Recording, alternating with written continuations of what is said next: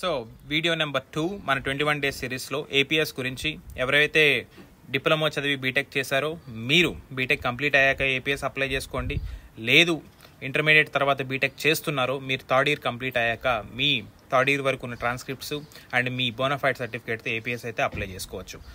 APS online వెబ్సైట్కి వెళ్ళండి, application form fill చేయండి అండ్ 18,000 ఫీ ఉంటుంది. వాళ్ళు బ్యాంకుకి పే చేయండి. ట్రాన్సాక్షన్ నెంబర్ ఉంటుంది. ఆ నెంబర్తో మీరు మీ ట్రాన్స్క్రిప్ట్స్, మీ 10th, మీ inter certificates, in case IELTS document ఉంటే ఐఎల్టీఎస్ కూడా దాన్ని అటాచ్ చేయండి. లేకపోయినా మీరైతే ఏపీఎస్ అప్లై చేయొచ్చు. మీరు వాళ్ళు ఇచ్చిన అడ్రస్ ఉంటుంది, మీకు స్క్రీన్ మీద డిస్ప్లే చేస్తాను. ఆ అడ్రస్కి మీరు పంపించినట్లయితే మీకు లెస్ దాన్ 6 వీక్స్లో అయితే మీకు ఏపీఎస్ అనేది యాక్సెప్టెన్స్ వస్తుంది. కొంతమందికి అయితే ప్రొఫెసర్ నుంచి వెరిఫికేషన్ మెయిల్ పెట్టమంటారు. వెరిఫికేషన్ మెయిల్ పెడితే ఇంకా త్వరగా అవుతుంది. లేదా డిజీ లాకర్లో మీ డాక్యుమెంట్స్ వెరిఫై చేసుకొని మీరు వాళ్ళకి డిజీ లాకర్ పాస్వర్డ్ ఇచ్చినట్లయితే మీకు త్వరగా 6 వీక్స్లో ఏపీఎస్ అయితే కంప్లీట్ అవుతుంది. నెక్స్ట్ వీడియోలో